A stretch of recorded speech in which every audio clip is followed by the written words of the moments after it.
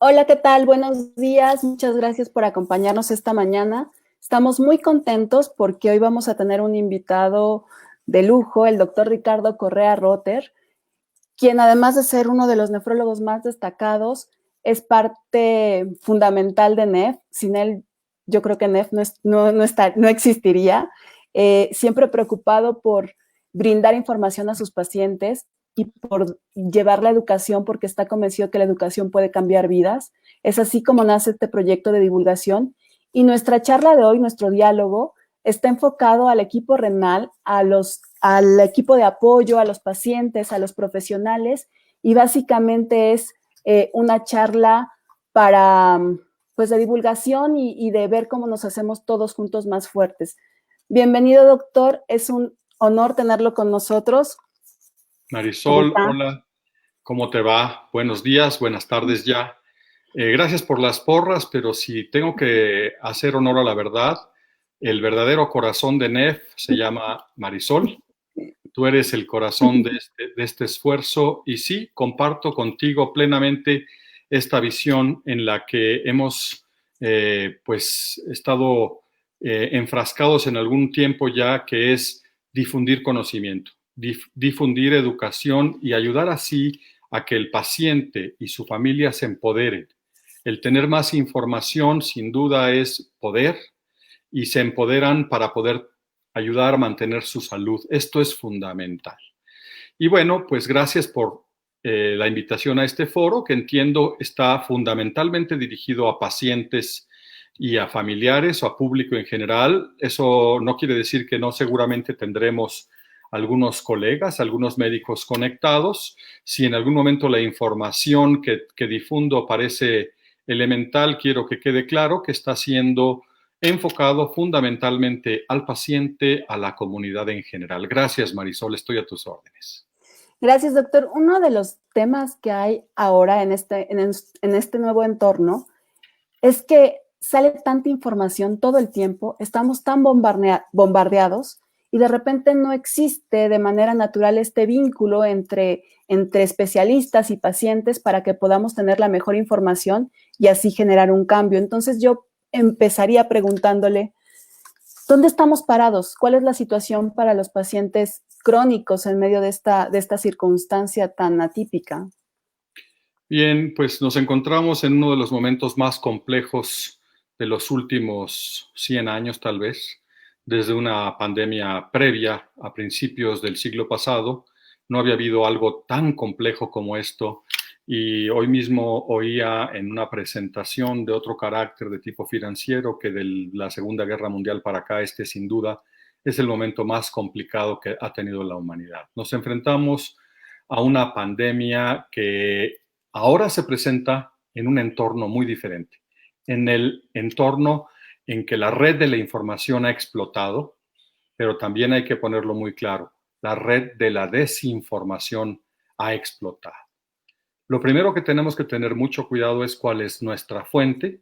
¿Por qué? Porque las redes, el Internet, YouTube y todo lo que ustedes conocen no es confiable por el solo hecho de estar subido en la red. Hay una gran cantidad de teorías conspiratorias, hay mucha falsedad. Entonces, sí, hay que acercarse a los especialistas, a los médicos, a la gente que tiene conocimientos científicos. La ciencia es fundamental en este momento de la humanidad para tener la información más precisa de lo que está pasando.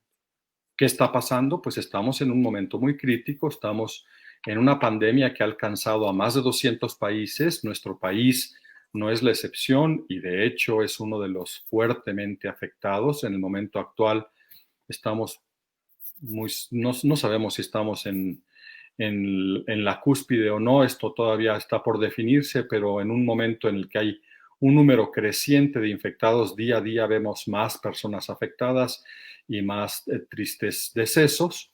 Por lo tanto, abiertos y entender que es un problema crítico de alto riesgo. Tu pregunta tenía un segundo componente y era: ¿cuál es la situación de los pacientes crónicos?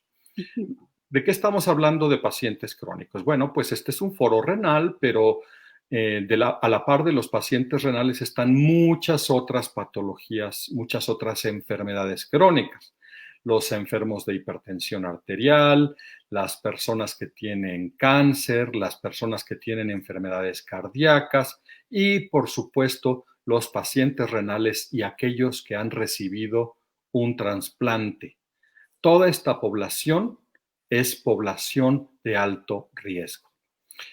Si ustedes ven la literatura y el internet, pueden ver que hay muchos factores que definen a quién quién tiene más riesgo de que se complique una infección por coronavirus y quién tiene menos riesgo. Sabemos que los jóvenes sanos, sin obesidad, tienen un riesgo sumamente bajo de complicarse. Nadie está exento. El ser crónico no te vuelve más propenso a infectarte. Todos tenemos el mismo riesgo de infectarnos, por eso el aislamiento es para todos. Pero el ser enfermo crónico sí te predispone a que tengas mucho más riesgo, a que te vaya mal. ¿Y cuáles son los factores de riesgo que se han identificado en China, en Italia, en toda Europa, en España? 1, edad. Más de 60 años de edad es un factor de riesgo que se ha repetido reiteradamente en las noticias y por nuestra autoridad. 2, obesidad. La obesidad es algo fundamental que también implica un riesgo e incluso en personas de menos de 60 años. Ya si se suma si se suma edad más obesidad, pues están sumando 2 factores.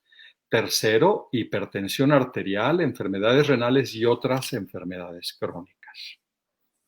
No sé si queda aclarado el punto, Marisol. Sí, ahí, bueno, pues como pacientes renales muchos tenemos estos factores, ¿no? ¿Qué tendríamos que hacer, doctor? Estarnos monitoreando porque también nuestras consultas se están espaciando, ¿no? Antes de que me conteste, le mandan muchos saludos desde Chetumal, ¿no? Mi mamá y así, están sus fans ahí todos mandándole saludos. A todos mis saludos afectuosos, un abrazo al estilo 2020. Entonces, doctor, ¿qué es lo que tendríamos, o sea, cómo cooperamos como pacientes para seguir nuestros monitoreos aún en esta nueva circunstancia?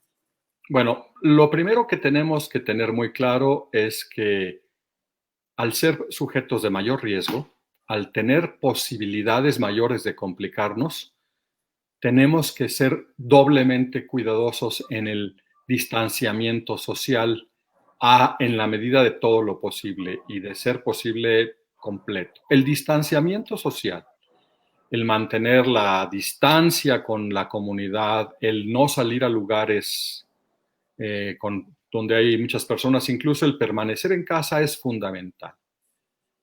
Esa es la primer gran ayuda que se hace el paciente a sí mismo, se la hace a su familia y se la hace a la comunidad médica, porque al ser un sujeto de alto riesgo, pues las posibilidades de que si se llega a infectar, requiera hospitalizarse o requiera tecnología avanzada, como incluso ventilación mecánica, pues es mucho mayor. Entonces, eso es lo primero que tenemos que hacer.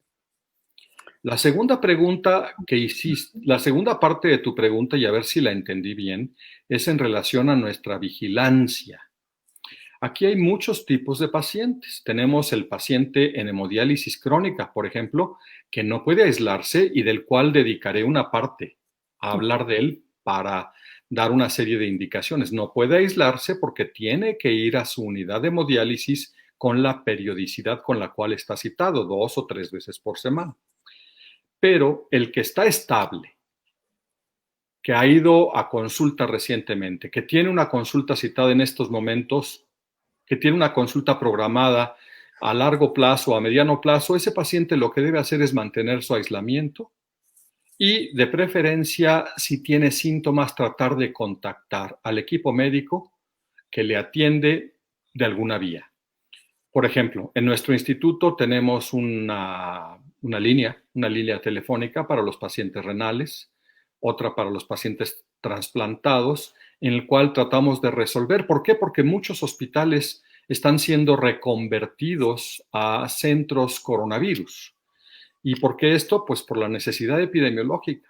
Quisiéramos que no fuera así, pero ese es el hecho. Estos hospitales están siendo el eje por el cual pasa la atención de los pacientes graves, y eso ha hecho que muchos de los pacientes renales o de otras especialidades, por ejemplo, los pacientes con tumores, los pacientes con cáncer, tengan que buscar vías alternativas de atención.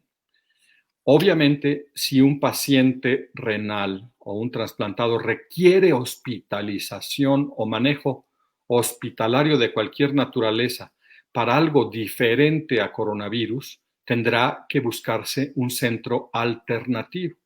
Y al hablar a su centro primario, le darán indicaciones a dónde puede acudir. ¿Es esto ideal? La respuesta no, es no.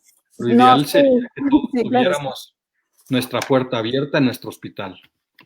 Sí, sin duda, o sea, lo ideal sería eso, pero bueno, todos tenemos que ser flexibles ante esta nueva circunstancia. Doctor, están empezando las preguntas desde ya y esta me parece muy interesante. Se la voy a poner aquí porque es justo lo que hablábamos, ¿no? De yo me atendí en el hospital ABC, pero cerraron el área de hemodiálisis. Eso me preocupa. Sí tenía pensado el protocolo de trasplante, cómo será en los próximos meses ese tema y si conviene mantener el plan. Antonio Ceja nos pregunta. Antonio, muy buenas tardes. Te saludo y espero que todo esté bien para ti. Mira, algunas áreas de hemodiálisis han sido cerradas, pero son las menos. Las áreas que han cerrado por razón X o Z tienen que pues, buscar o pedirle al paciente que busque una alternativa. El paciente que está en hemodiálisis crónica, que requiere ir a hemodiálisis, no puede suspender. Si alguien dijo alguna vez, deja de ir a hemodiálisis porque hay riesgos en la unidad y porque el coronavirus, esto es falso. No puedes dejar de ir porque la hemodiálisis es un soporte de vida esencial. Entonces, si te atendías en el ABC para hemodiálisis, seguramente estás en otra área. Ahora, tu segunda parte de la... Y eso está bien, pero también tenemos que hablar que en hemodiálisis hay necesidad de protocolos de seguimiento y vigilancia. Cuando los pacientes llegan a las unidades, pues los pacientes con frecuencia o en forma sistemática se les pregunta si tienen síntomas, se les mide la temperatura y si tienen alguna manifestación por pequeña que sea, de riesgo de infección por coronavirus, pues lo que se hace es que se les aísla y se les pide que se tomen medidas diagnósticas, pruebas, etc. Ahora, la segunda pregunta, el protocolo de trasplante. ¿Cómo será los próximos meses? Los próximos meses todavía son muy inciertos. Si yo te digo que el mes que entra se va a abrir y los programas de trasplante se van a abrir, te estaría yo mintiendo y estaría cayendo en el sobreoptimismo que a veces sirve a otros fines, pero no a los de la ciencia. No lo sé con precisión. Lo que te puedo decir es que esto va a pasar. No sabemos cuánto tiempo va a tardar, pero va a pasar. Y cuando pase, todo se va a reactivar. Van a ser pero van a ser 2, 3, 4 meses, no lo sé. Pero los programas de trasplante se van a reactivar. Hoy por hoy, los programas de trasplante están parados. Y están parados por dos razones. Por regulación, porque el gobierno así lo ha mandado. Y porque eso es lo razonable, eso es lo que hay que hacer, porque el inicio después de un trasplante, los primeros meses después de un trasplante son de profunda inmunosupresión, o sea, de baja de las defensas muy intensas. Y esto hace que el riesgo sea inaceptable. Entonces, yo te diría, es un momento difícil, compartimos contigo con toda empatía tu preocupación, cuídate mucho, acude a tus sesiones de hemodiálisis con las indicaciones que te den, con tu cubrebocas, con el cuidado necesario, síguete hemodializando y cuando sea pertinente, que se abra el proceso de reanudar el programa de trasplante, vas a poder seguir con tu equipo médico, con tu nefrólogo, con tu equipo. En este proceso hoy no se puede, pero se va a dar. Todo pasa y hay que ser optimistas, pero con la guardia levantada. El optimismo no nos permite bajar las defensas. Cuando hablo de defensas, hablo de las defensas propias que tiene nuestro cuerpo adentro, pero las defensas mentales de estar siempre preparado y haciendo lo necesario para que nos cuidemos. Gracias, Marisol, gracias por la pregunta. Sí, menciona el protocolo, doctor. Entonces, supongo que también los protocolos están detenidos, ¿no? En este nuevo panorama.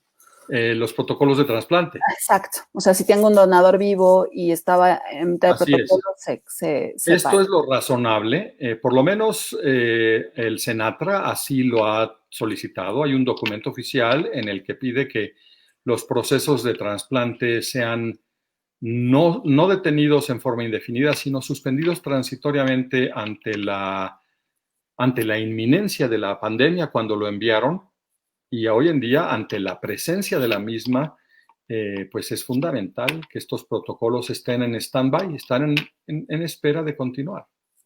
Sí, doctor. Ivanol Pacheco nos pregunta algo que habíamos tocado, pero a lo mejor quiere una respuesta más detallada. ¿Cómo debe ser el seguimiento clínico a pacientes en programas ambulatorios, ya que no deben acudir a las valoraciones de consulta externa médica y de enfermería?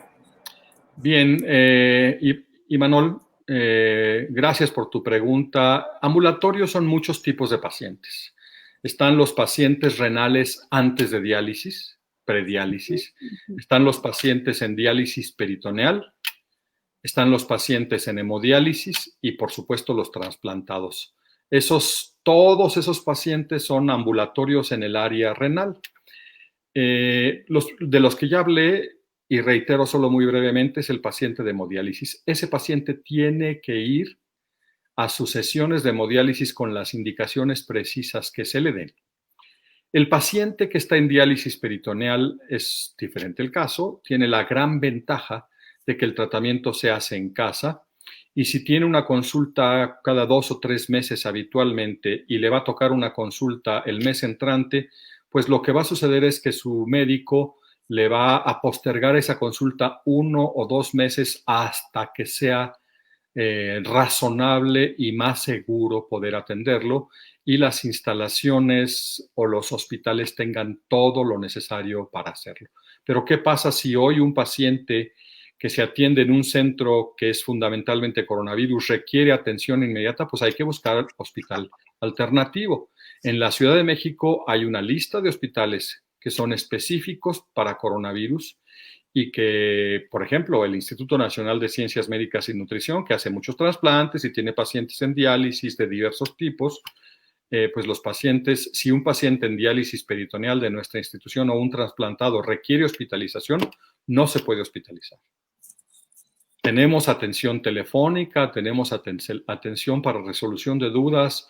La medicina a distancia ha mostrado que puede resolver muchas cosas, pero no todas.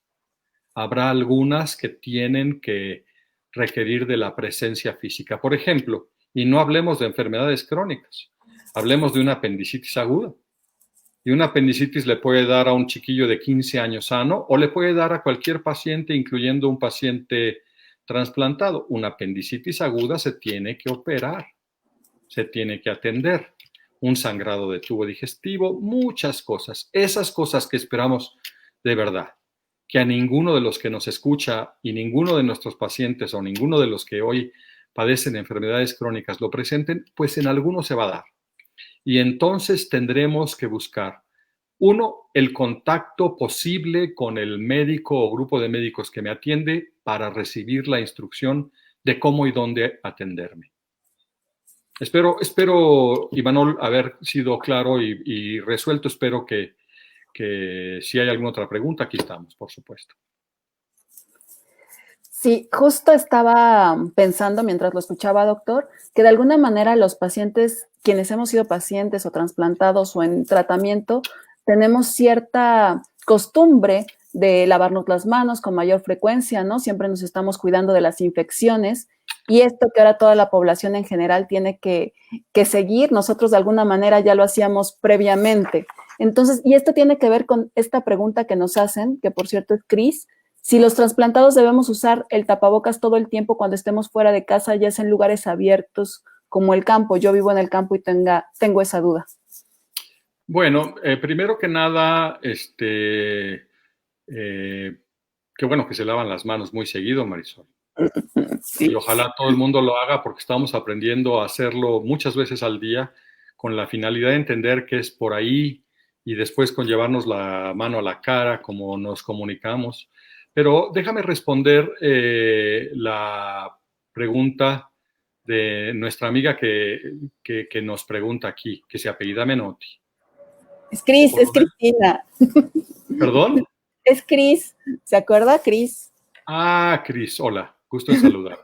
Me gusta tu nombre que te has puesto. Bueno, primero, el uso del tapabocas en forma continua ha sido algo muy controversial y lo han visto en el Internet y ha sido algo que incluso las autoridades de los Estados Unidos y de nuestro país han tenido momentos de altas y de bajas. Ha sido muy utilizado en forma sistemática en los países asiáticos.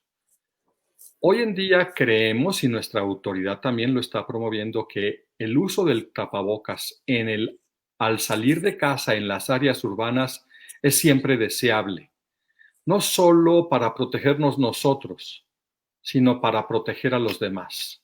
En los países asiáticos, si tú vas en el metro sin cubrebocas, la gente se te aleja y se considera una falta de civismo y una falta de respeto porque el riesgo que hay es que tú contagies a otros con un estornudo, con una tos. Entonces, el uso del tapabocas en cualquier ámbito urbano es correcto. Ahora, si vives en tu casa y estás aislada y tu familia está aislada y están 3 personas y no han salido, el estar todo el tiempo con cubrebocas y dormir con cubrebocas no está indicado.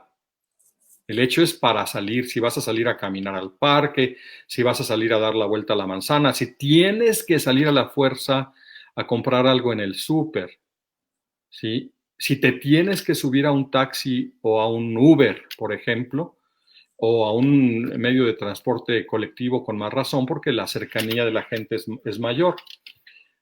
Ahora, Cris, si tú vives en el campo, vives sola, estás aislada, pues no veo ninguna razón para que estés con un cubrebocas todo el tiempo. Eso no hace sentido. El coronavirus no vuela por el campo y te va a alcanzar. El coronavirus se transmite por gotitas y por aerosoles que emite una persona infectada. Ahora, si llega a tu casa alguien que viene de la ciudad y vas a estar cercano a ella, pues mantienes tu distancia de 1,5 metros a 2 metros y te pones tu cubrebocas. Eso es lo ideal. ¿Por qué? Porque llegó alguien que puede traer el riesgo. Si esa persona se va y ya pasó un rato, pues te lo quitas, porque no, después de 2 horas las cosas no están volando por ahí. Hay que mantener todo muy limpio, pero esto sería una conducta. Yo si salgo a la calle, yo me pongo el cubrebocas. Yo si tengo que ir al supermercado a la caja de efectivo, con más razón, porque ahí tienes que tocar cosas, tu gel, no, usas tu cubrebocas y llevas tu gel por si tocaste y no te llevas la mano a la cara. Eso es todo. Se vuelve muy difícil porque nos tocamos la cara todo el tiempo, pero se puede volver un hábito tenerlo muy claro en la mente. Doctora, ¿ahí podrían funcionar las caretas? Pues Para evitar o las no. caretas que se han difundido tanto Estas son- tienen mayor indicación para las personas que tienen necesidad de contacto directo. Digamos que en hospitales para las personas de atención de mostrador, para personal de intendencia, para algunos tipos de personales, incluso las caretas son utilizadas para atención médica. Pero si tú me dices, para salir a caminar o dar una vuelta a la manzana, me tengo que poner mi careta, no se ha considerado en ningún momento que sea una protección necesaria, ni que haya demostrado que ofrezca una protección adicional. Yo te diría que es uno de los insumos baratos que se ha hecho muy común y que todo el mundo tiene su careta y se la pone, pero ojo, la careta no sustituye el cubrebocas. Jamás sustituye al cubrebocas. Es el que la tiene y la quiere usar, pues le protege los ojos, le protege otras cosas, pero la careta no sustituye al cubrebocas. Eso es Yo no valioso. recomiendo, que quede claro, yo no recomiendo que se use la careta como un elemento de protección cotidiano. a menos que tengas que tener algún acercamiento y que justifique el uso de la careta. Perfecto, doctor. Nos pregunta Jay Cowry. Yo no sé de estas gotas, pero dice, ¿qué opina de las gotas de nanotecnología que usó el gobernador de Hidalgo para disminuir los síntomas de COVID? ¿Las puede tomar un paciente renal? No sé qué. Primera noticia sobre la nanotecnología del señor gobernador de Hidalgo. Yo creo que eso es honestamente bastante fantasioso y buenos deseos. En la literatura médica no existen gotas nanotecnológicas mágicas para disminuir los síntomas del COVID. Así que, uno, no las puedo recomendar, no sé lo que tienen y más me preocuparía que alguien las tome a que no las tome. Yo no las recomiendo. Perfecto, doctor. Volvamos al tema del coronavirus. Una de las preguntas que yo quería hacerle, porque también se ha mencionado mucho en las notas, es ¿cuál es la afectación que tienen los riñones por este nuevo coronavirus? Mira que qué bueno que traes esa pregunta porque sí es realmente importante y estamos aprendiendo. Esto es muy dinámico, Marisol, y hoy sabemos más que hace 15 días, pero estoy seguro que mucho menos que lo que vamos a saber en un mes, porque la enfermedad es muy nueva. Lo que te puedo decir es que se ha demostrado que hay dos tipos de afección renal por coronavirus. Cuando es más leve la enfermedad, puede haber un poco de pérdida de proteínas en la orina, sin que implique un deterioro de la función del riñón, y ya está demostrado que el virus sí puede afectar a algunas células del riñón, de los tubulitos del riñón. Pero la más preocupante de todas es la falla renal aguda. Cuando el paciente tiene una enfermedad grave por coronavirus, aquellos pacientes generalmente que llegan o que evolucionan a requerir ventilación mecánica asistida, respirador, no es infrecuente que tengan un deterioro significativo de la función renal, al punto de que requieren terapia de sustitución, requieren hemodiálisis o formas continuas de diálisis muy sofisticadas que son específicas para pacientes en estado crítico. Entonces, sí, muchos pacientes que tienen enfermedad por coronavirus grave tienen deterioro renal. Ahí suman otros factores, si eres diabético, si no eres diabético, si eres hipertenso, si eres obeso, qué edad tienes. Obviamente, más suma de factores, más riesgo de que el riñón le vaya mal. Se requiere diálisis al punto de que ha sido un factor que ha puesto a unidades en algunos países. Hay reportes en Nueva York que era tal la necesidad de terapia sustitutiva, de diálisis aguda, que pues estaban al límite de su capacidad. Entonces sí puede suceder, sí sucede. ¿Cuál es la diferencia entre la insuficiencia renal aguda y la crónica? A ver, esta pregunta de contexto general es más que importante. La insuficiencia renal aguda es una afección que hace que tu función renal caiga en forma rápida y tiene como premisa que se dio por una larga serie de causas. Puede ser por fármacos tóxicos, por deshidratación, por una infección intercurrente como es el coronavirus, por un sangrado masivo, pero su característica es que la persona tenía antes la función renal normal o cerca de lo normal. A veces hay aguda encima de crónica. O sea, cuando alguien ya tenía algo y se le da lo agudo, pero quitemos esa complicación y dejémoslo como aguda. Entonces, el agudo no tenía daño renal o estaba cerca de lo normal y se deteriora rápidamente. ¿De qué grado? De grados diversos, y se divide en clasificación estadio grado 1, 2 o 3, y el 3 es cuando es tanto el deterioro que puedes requerir diálisis. Estos pacientes requieren diálisis y dependiendo de la evolución de la enfermedad, el riñón se puede recuperar. A veces se recupera a la normalidad o casi a la normalidad y a dejar de diálisis. Entonces, traduciendo esto a un paciente con COVID grave, con la enfermedad, con coronavirus, con infección por coronavirus, si tuvo una infección grave que deterioró su riñón, que requirió diálisis, que requirió ventilación y respondió favorablemente, existe una muy buena posibilidad que al cabo de semanas este individuo esta persona, hombre o mujer, tenga recuperación y pueda salir de diálisis. En cambio, el enfermo renal crónico es el que ya tiene establecido el daño y no es recuperable. Y también está dividido en estadios de 1 a 5. El 5 es el que requiere diálisis, el 1 es el que está empezando muy tempranamente y en medio están todos los demás que requieren diferentes tipos de manejos. El paciente que está en diálisis es estadio 5, el que ya se trasplantó fue estadio 5 y por eso requirió un trasplante. Pues ya que estamos en esto de recorrer todos los estadios de la enfermedad renal, ¿cómo prevenimos o cómo nos cuidamos contra esta nueva enfermedad, independientemente del estado en el que estén nuestros riñones? O sea, si estoy en prediálisis, ¿qué tengo que hacer para trabajar en prevención? Si estoy en diálisis, ¿nos podría decir, doctor? El punto más importante es el que ya discutimos, evitar la infección. ¿Okay? Y la infección la evita un paciente en diálisis o no en diálisis, joven o grande, de la misma manera, con el distanciamiento social, con el aislamiento, con el lavado de manos, con las medidas de precaución, con todo lo que se ha reiterado, que caray, no lo voy a decir todo otra vez porque si no lo han visto en Facebook, lo han visto en Instagram, si no lo han visto en el radio, en la tele y en el WhatsApp, todas las medidas, eso es lo primero que hay que hacer. Lo segundo, al ser paciente enfermo crónico, en estadios moderadamente avanzados o avanzados, redoblar los esfuerzos en el sentido de crear conciencia de que nuestro aislamiento es fundamental y recibir el apoyo de la familia para que no también nos traigan los contactos. Hay que tratar de evitar esos contactos hasta donde sea posible. Yo entiendo que esto no puede mantener a todo el mundo en sus casas.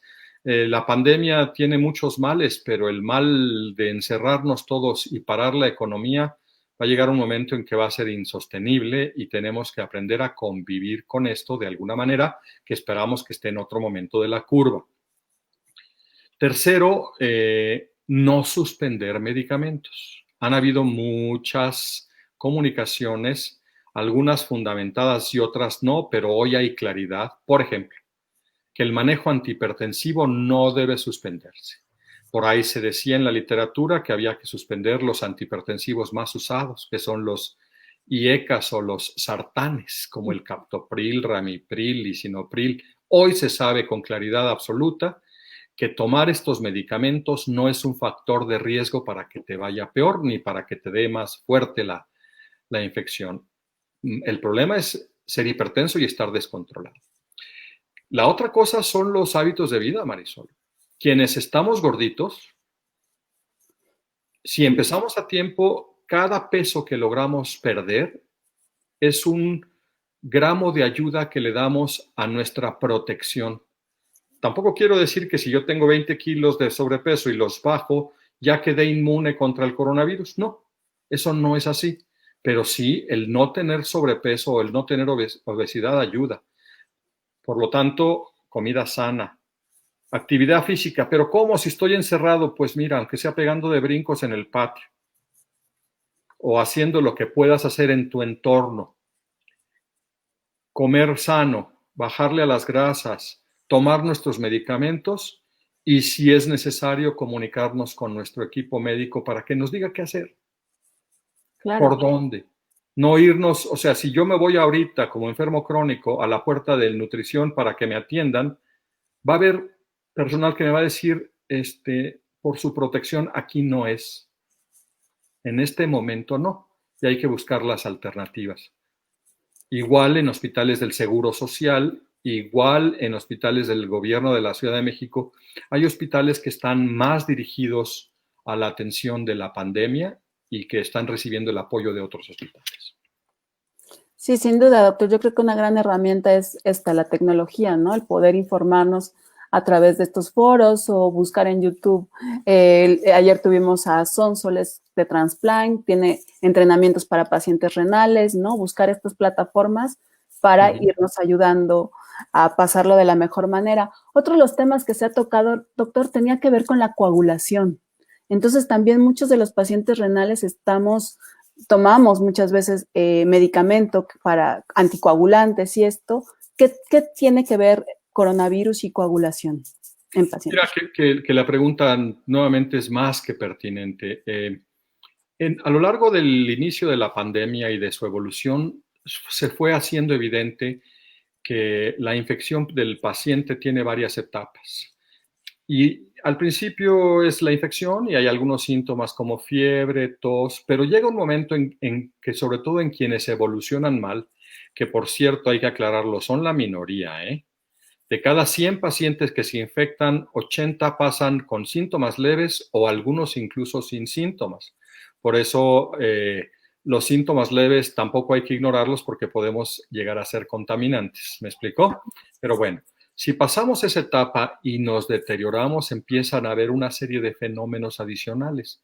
Mucha inflamación y trastornos de la coagulación, que sería un poco complicado y técnico explicar por qué se da esto, pero efectivamente se ha demostrado que empiezan a haber fenómenos de trombosis, empieza a haber tendencia a la coagulación, a la formación de coágulos en los pulmones, que se llama tromboembolia pulmonar, en las extremidades, trombosis.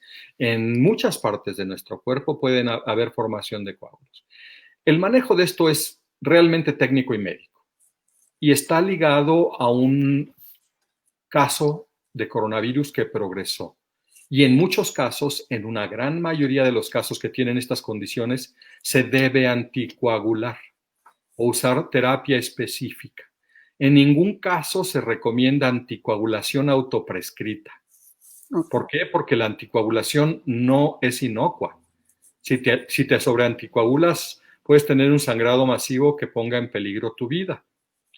Hoy en día, si tú tienes indicado aspirina dosis baja, clopidogrel, porque tienes riesgo de trombos o algún otro anticoagulante por tu médico, síguelo tomando. Síguelo tomando, por supuesto, y manténlo en las dosis indicadas. Si llegas a tener datos de infección por coronavirus, pues hay que buscar atención inmediatamente y ahí, dependiendo de cada caso, dependiendo de cómo estén valores de algunos marcadores, fibrinógeno, dímero D, cosas que el médico tiene que entender y más el médico que está atendiendo a estos pacientes, decidirán si eres o no candidato a anticoagulación. Sí, es que ya sabe, doctor, ya uno se empieza a comer la cabeza y yo digo, con mi historia de trombosis no debería estar tomando ya aspirina de esta chiquita, ¿no? Infantil. Y supongo que como me pasa a mí, le pasa a muchos de los pacientes, ¿no? Que empieza uno a decir, no debería empezar a protegerme de esta manera. Por eso me parece súper importante que usted nos diga por dónde, por dónde ir. Yo te diría, Marisol, que si tienes esa duda, es fundamental que lo consultes con tu médico. Okay. Y le digas, oiga, doctor, yo soy así, así, así, o ya me conoce mi doctor, ¿tomo o no tomo aspirina Protect, que es el nombre comercial, o aspirina, bueno, ya aspirina tiene de comercial nada, es el nombre más genérico. O dosis bajas de aspirina o algo así, pregúntaselo a su médico. Que quede muy claro, aquí yo no estoy prescribiendo que la gente se autoprescriba aspirina, porque si bien puede ser útil para muchos de los que están aquí oyendo, para algunos puede ser un riesgo, entonces yo no lo estoy haciendo porque sería irresponsable de mi parte. Tendrían que hablar con su médico. Y sí, en algunos casos tu médico te dirá a ti, Marisol, o se lo dirá a Imanol, o se lo dirá a Cris, o a quien. ¿Sabes qué? Sí, tómalo. Podría ser de utilidad, o ¿sabes qué? No lo tomes porque tú tienes otros factores de riesgo. A ti no te conviene. Claro. Doctor, esta pregunta me parece súper buena y súper interesante. Dice, mi esposo dio positivo, va a cumplir 28 días. ¿Puede regresar a casa cuando hay un enfermo renal en casa? Oli, supongo que eres Olivia. O Olimar, perdón, Oli. Gracias. El enfermo renal es Diego, que debe tener como 14 años, Diego. Bueno, mira, a ver, así está la situación. ¿Cuándo una persona deja de ser potencialmente contagioso? La respuesta es no lo sabemos con certeza. Se ha demostrado que hasta la semana 4 puede haber pruebas positivas de coronavirus en personas que ya llevan incluso 2 o 3 semanas aparentemente curadas. Ahora, esas pruebas positivas tampoco indican infectividad, porque a veces hay fragmentos de virus no infectantes que son suficientes para que la prueba sea considerada positiva. Yo creo que si tiene ya 4 semanas, la posibilidad de infectividad, si no está anulada al 100%, sí es bastante baja. Yo diría que a las 6 semanas, hasta donde recuerdo, no hay evidencia de que tenga ya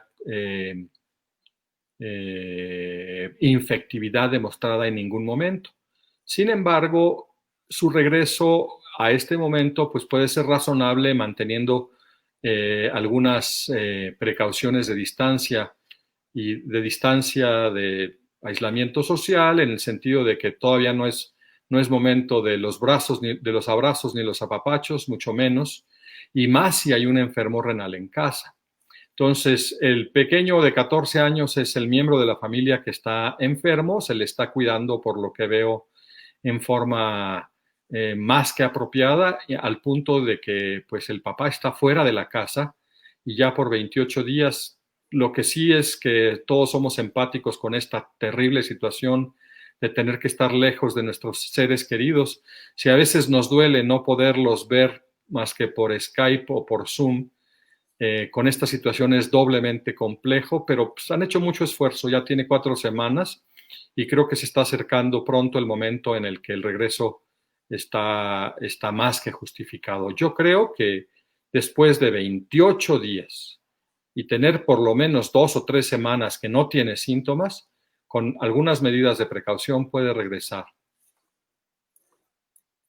Sí, porque qué duro, ¿no? Estar lejos de la gente que se quiere.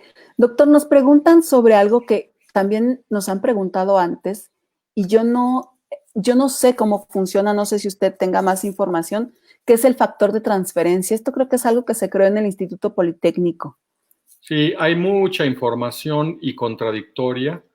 El factor de transferencia, si bien se le han aducido algunas ventajas en algunas patologías, quiero dejar muy en claro que en la enfermedad renal crónica no hay una sola evidencia científica sólida que demuestre que tiene un efecto sobre la enfermedad renal misma. Entonces, no es útil para la enfermedad renal. Perfecto, doctor. Hablábamos de los tratamientos sustitutivos. Marisol, dígame. habla un poquitito con el público y estoy contigo en un segundito porque están tocando una puerta. Sí. A ver, mientras hagan sus preguntas, las que quieran hacerles al doctor, ya que tenemos el lujo de tenerlo aquí en lo que va a abrir la puerta. Una de las cosas que yo quisiera abordar ahora que regresa el doctor es sobre los pacientes que están en hemodiálisis, que van a tener que seguir saliendo, ¿no?, a sus tratamientos, cómo se protegen, y también sobre el equipo renal, enfermeras y médicos, qué podemos hacer de la mano para seguir trabajando en ese tema. No sé si tengan más preguntas, creo que oigo que por ahí ya viene el doctor de regreso. Ya llegué. Ya ahí viene. Aquí estoy. Perdón, pero pues El home hay office. que hacer varias cosas al mismo tiempo y pido una disculpa, pero ya.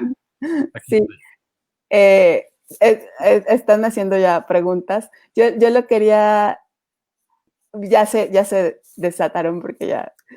Este es de Rosa, nos pregunta, hay personas que dicen que uno se puede curar con limón y 3 aspirinas en infusión. ¿Esto puede curar el COVID? Bueno, qué maravilla sería. Yo estaría recetando limones a diestra y siniestra. Obviamente no, Rosa. Estamos llenos de información falsa, estamos llenos de buenos deseos y de magia. Créeme que cuando se revisa cuidadosamente lo que las redes y el WhatsApp dice, es mucho más lo falso que lo verdadero. Hay que seguir claramente lo que dice la autoridad sanitaria, lo que dice la Organización Mundial de la Salud, lo que dice la ciencia. ¿Curar con limón y 3 aspirinas en infusión? Pues claro que no. Imagínense que hubiera una pandemia con 300,000 personas fallecidas y 5 millones de personas que se hubiera podido curar con 3 aspirinas y con un limón. Entonces, no le crean. Sean escépticos de todo ese tipo de curaciones mágicas que la verdad lo que queremos es creer. Me encantaría creer, sería maravilloso que funcionara. Acá hay otra pregunta que me parece interesante y que tenía que ver con el tema de hemodiálisis o de diálisis peritoneal, no sé, dice, ¿la máquina de diálisis se contamina? A ver, la máquina de hemodiálisis, quiero suponer que es de la que estás hablando, no se sabe de transmisión por transfusión ni por sangre, ¿ok? La transmisión es aérea, ¿ok? Sin embargo, la máquina es de metal y de cristal, sus pantallas, como lo es un barandal, como lo es una superficie de una mesa. Entonces, sin duda alguna, las superficies se pueden contaminar si alguien infectado tose, y por eso las máquinas de hemodiálisis entre procedimiento y procedimiento se sanitizan, se desinfectan. Entonces, y por eso el personal tiene que usar cubrebocas y por eso el paciente hoy en día está usando cubrebocas a todo lo largo de su procedimiento y por eso no se toca el equipo, el paciente no tiene que estar tocando la máquina. Entonces, la máquina, el proceso interno de la diálisis no es un mecanismo, o sea, sí te puedes contagiar o contaminar de hepatitis B y por eso los pacientes con hepatitis B se aíslan. De otro tipo de infecciones, pero de coronavirus, no.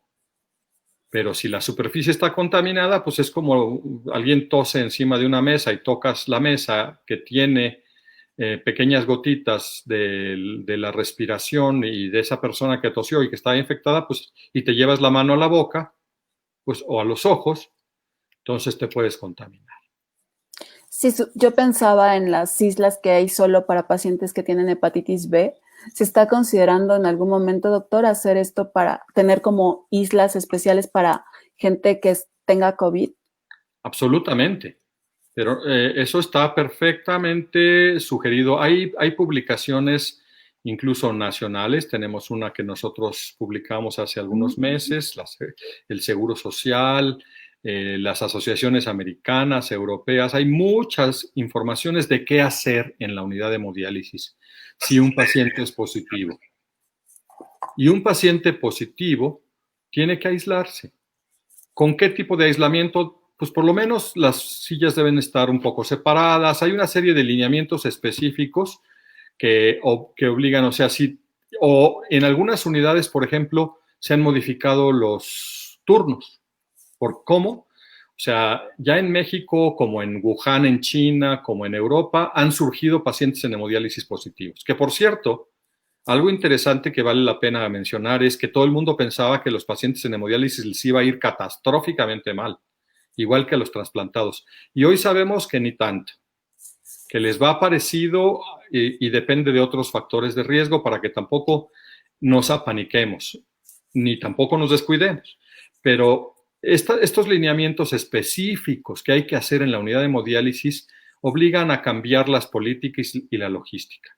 Yo conozco una unidad que tiene 3 pacientes positivos y pues modificaron toda la logística y esos 3 pacientes entran a las 6 de la tarde, cuando todos los demás pacientes ya se fueron, entran en turnos nocturnos. En otras unidades lo que hacen es tener un área específica de aislamiento. En otras unidades separan máquinas, en fin, personal diferente. También porque el personal está también corriendo importantes riesgos. Claro. Doctor, ya estamos sobre la hora más o menos porque se tiene que ir a la 1 corriendo, pero hay 2 preguntas con las que quisiera empezar a cerrar y una es de Guillermo Cárdenas, que ahora entiendo por qué su pregunta de si se podían hacer trasplantes. Él nos está viendo desde Colombia y dice, en Colombia me están haciendo protocolo en este momento para donante vivo y estoy preocupado. Bueno, a ver, Guillermo, ¿qué tal? Tienes nombre de un colega nefrólogo mexicano. La situación de cada país es diferente y la epidemia es diferente en cada ciudad. En México, la Ciudad de México está muy complicada, Culiacán está muy complicado, Tijuana está muy complicado, pero hay municipios que están muy tranquilos. Entonces, desconocemos cuál es la situación de tu ciudad. Y por otro lado, el que te estén haciendo el protocolo en tu ciudad tampoco quiere decir que te vayan a trasplantar mañana. Entonces, la sugerencia es hablar con tus médicos y ver cuál es la situación. Y lo que yo transmití es lo que está sucediendo en México. Lo que sucede en Colombia, Estaremos en pues tendrás que... Yo sigo los datos de toda América Latina. Colombia tiene una crisis un poco menos fuerte, afortunadamente para ustedes, y ojalá se pueda hacer. Perfecto, doctor. Hay dos preguntas más. Una es de Flor Aguilera, que esta me parece súper interesante porque era como lo habíamos pensado terminar, que tengo trasplante renal, estoy aislada desde hace 2 meses. ¿Es cierto que no podré salir de mi casa hasta que no exista una vacuna? Uy, Flor, qué pregunta más difícil me estás haciendo. Primero, yo creo que la vacuna no va a estar en un mes. Yo quiero ser muy optimista y como lo es el presidente de nuestro vecino del norte que va a estar en unos pocos meses, y si fuera así, lo celebraría, pero existe la posibilidad que la vacuna esté lo más probable es que tarde más de 12 meses. Yo creo que una vez que la curva esté en otro nivel, si la vacuna no ha llegado, vamos a tener que aprender a convivir con la enfermedad y mantener la distancia y el aislamiento social en forma relativa. Esta es una opinión personal. Yo no te puedo decir que tomes decisiones por lo que yo te estoy diciendo, y habrá personas que decidan quedarse un año guardadas en un cuarto esperando que llegue la vacuna. Lo veo realmente difícil. No podemos mantener ese tipo de aislamiento tan prolongadamente hasta por la salud mental. Va a llegar un momento en que vamos a tener que salir, pero las cosas nunca van a ser como eran antes. Por lo pronto, por mucho tiempo no van a ser igual, y el ir a lugares públicos va a estar restringido para algunas personas. Si no hay vacuna, tú no serás candidata de irte a un estadio, no serás candidata de muchas cosas en las cuales la distancia social, bueno, ni siquiera sé si se van a abrir los estadios, ¿de qué estoy hablando? En realidad estoy especulando demasiado. La pregunta es incontestable. ¿Cuánto tiempo? No lo sabemos, pero yo creo que si la vacuna no llega pronto van a tener que haber otras medidas y vamos a tener que aprender a convivir con el distanciamiento social. La otra pregunta, doctor, de Pepe Dupont, nos pregunta si a menor dosis de inmunosupresión, menor riesgo de complicación en caso de contagio de COVID. La verdad es que no lo sabemos, Pepe. De hecho, hay especulaciones incluso de que la inmunosupresión podría tener un efecto protector en la fase de inflamación, pero no estoy diciendo tampoco que se suba la inmunosupresión. En la fase más aguda, si alguien progresa, se recomienda reajuste a la baja intrahospitalaria o por indicación médica. Pero si tú, por ejemplo, eres trasplantado y tomas, voy a decir un fármaco que puedes estar tomando, tacrolimus 3 en la mañana y 3 en la noche, no te la bajes a una ayuna porque eso no te va a proteger, y eso lo que puede hacer es modificar tu evolución desde el punto de vista de la función renal. Discútelo con tu médico, no hagas decisiones independientes.